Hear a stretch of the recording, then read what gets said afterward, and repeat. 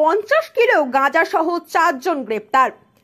পূর্ব বর্ধমান জেলার মেমারি পুলিশ গোপন সূত্রে খবর পেয়ে শনিবার গভীর রাতে মেমারি টোল প্লাজাতে একটি 4 চাকা হন্ডাই গাড়ি পুলিশ দাঁড় করান। জানা যায় 4 চাকা গাড়িটি উড়িষ্যা থেকে আসছিল। টোল প্লাজায় পুলিশ ওই গাড়িটিকে দাঁড় করায় এবং জিজ্ঞাসাবাদ করলে গাড়িতে থাকা ব্যক্তিদের কথায় অসঙ্গতি ধরা পড়ে এবং গাড়ির ডিক্কি খুলে তল্লাশি চালালে একটি বস্তা দেখা যায়। বস্তা খোলার পর দেখা যায় বস্তা ভর্তি গাঁজা রয়েছে।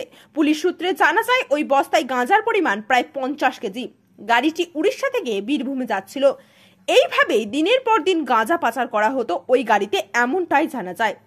ওই গাড়িতে থাকা এক মহিলা সহ মোট 4 জনকে গ্রেপ্তার করে মেমারি থানায় নিয়ে আসা হয় এবং আজ বেলায় ধৃতদের সুনির্দিষ্ট ধারায় মামলা রুজু করে বর্ধমান আদালতে পাঠিয়েছেন মেমারি থানার পুলিশ।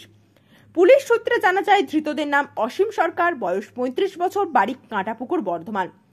ওম প্রকাশ প্রসাদ 55 বছর, বাড়ি নতুন পুকুর পাড়।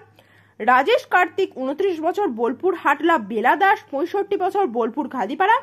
ইতিমধ্যেই হন্ডাই গাড়িটিকে বাজেয়াপ্ত করেছে পুলিশ।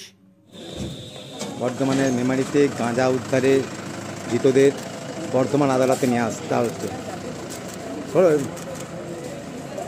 আর কি